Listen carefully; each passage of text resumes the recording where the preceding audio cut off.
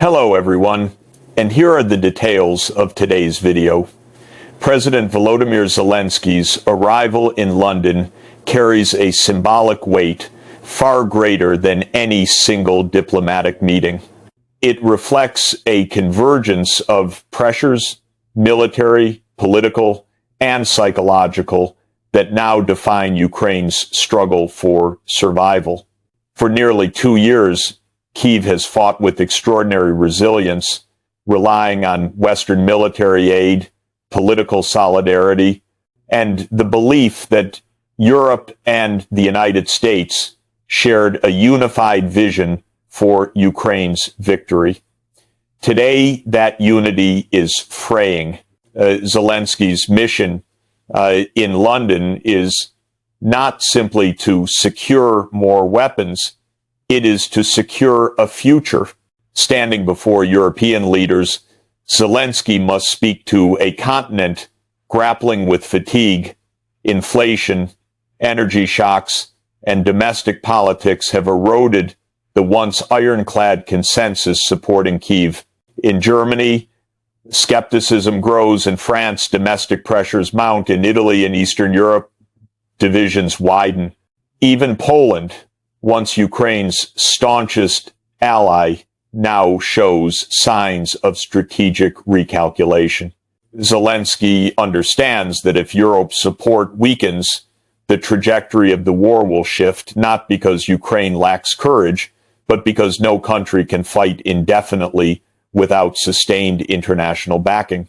Compounding this uncertainty is the shifting political landscape in the United States. The Kremlin's praise of Donald Trump's new security doctrine underscores a reality Kyiv has long feared. American strategic priorities may be evolving in ways that do not align with Ukraine's aspirations. Trump's approach focused on rapid de-escalation, negotiation, and burden shifting to Europe signals that Washington may no longer champion the maximalist goals Ukraine seeks, such as full territorial restoration or a decisive defeat of Russia. For Zelensky, this creates a diplomatic contradiction. He must reassure European leaders that Ukraine remains committed, resilient, and strategically aligned with Western values, while simultaneously confronting the possibility that the West itself may be changing course. In London, he is asking Europe to hold firm, even if Washington no longer leads. European leaders, for their part, face their own dilemma. They want to support Ukraine, but they must also manage economic strain, public skepticism, and the growing risk of escalation with Russia. The submarine tracking alliance between the UK and Norway is a reminder that Europe's confrontation with Moscow extends far beyond Ukraine. The entire security architecture of the continent is now challenged, and European governments must decide whether they can continue supporting Ukraine at the levels required without relying heavily on American leadership. Zelensky's plea in London is therefore layered. On the surface, it is a request for weapons, training, and financial aid. Beneath the surface, it is an appeal for strategic consistency in a world growing more fragmented. At its deepest level, it is a reminder that Ukraine's fate is intertwined with Europe's sense of purpose. If Europe is divided, Ukraine stands alone. If Europe is united, the war's outcome remains open. In standing before the leaders of Europe, Zelensky confronts not only the Kremlin, but the shifting tides of Western politics. His task is to hold together a coalition that increasingly feels the weight of uncertainty, a coalition whose decisions in the coming months may determine whether the conflict moves toward resolution or spirals into a prolonged stalemate. The Kremlin's enthusiastic reaction to Donald Trump's new security strategy is not a coincidence. It is a calculated recognition that the geopolitical winds may be shifting in Moscow's favor. For nearly 2 years, Russia has endured unprecedented sanctions, battlefield losses, and diplomatic isolation. Yet what Moscow has sought above all is a change in Western political will, a moment when the unity of the U.S.-European coalition begins to fracture. Trump's doctrine, signaling a reorientation of American priorities, offers precisely such an opportunity. At the heart of this doctrine is a fundamental shift. Trump emphasizes stability over victory, negotiation over prolonged confrontation, and a redistribution of security burdens toward Europe. This represents a departure from the more assertive approach taken by the Biden administration, which framed the war as a historic contest between democracy and authoritarianism. Trump's framing is neither ideological nor moral. It is transactional. For the Kremlin, this is encouraging. It suggests that Washington may no longer insist on Ukraine regaining all territory seized by Russia, nor on sustaining long-term financial and military support at any cost. From Moscow's perspective, Trump's approach opens space for what it has always wanted: a frozen conflict, a de facto recognition of territorial gains, and a negotiation path that locks Ukraine into a weakened strategic position. If the United States reduces its role and pressures Kyiv toward compromise, Russia gains both time and strategic depth. This is why the Kremlin praises Trump, not because he supports Russia's objectives directly, but because his doctrine aligns with Russia's preferred endgame: a negotiated settlement that legitimizes the status quo on the battlefield. For Ukraine, however, the implications are troubling. Trump's focus on rapid de-escalation risks forcing Kyiv into concessions it cannot accept. The moral and political narrative that sustained Ukraine's fight, full liberation, justice for occupied regions, and integration with the West, may be undermined by a U.S. policy that values expedient peace over principled resolution. Kyiv fears that Trump's peace could resemble the Cold War's spheres of influence logic, a Europe divided into zones where great powers decide the fate of smaller nations. Europe, too, senses the danger. If Washington steps back, the burden shifts decisively to the EU, a union that remains divided internally, militarily underprepared, and economically strained. Eastern European states, particularly Poland and the Baltic nations, distrust any peace plan perceived as favorable to Russia. They know from history that temporary truces often become preludes to future aggression. Thus, Trump's doctrine becomes a geopolitical litmus test. Moscow sees an opening to consolidate gains. Kyiv sees the potential collapse of the moral foundation of its resistance. Europe sees a fork in the road: follow America's shift or define its own path. But the real question posed quietly in capitals across Europe is whether peace shaped by great power convenience can ever be sustainable. For Ukraine, a flawed peace may be worse than continued struggle. For Russia, praise is cheap, strategy is calculated. For Trump, doctrine is policy only if Europe agrees. In the ambiguity of these overlapping ambitions lies the uncertainty of the war's next chapter. Europe now finds itself at the center of a strategic crossroads, one defined as much by internal uncertainty as by external pressure. For decades, the continent relied on a simple equation: that American power would anchor Europe's security, and European diplomacy would shape its moral narrative. But Trump's new doctrine, praised by the Kremlin and feared by Kyiv, upends this equilibrium. If Washington shifts course, Europe must decide whether to follow or to chart a new path of its own.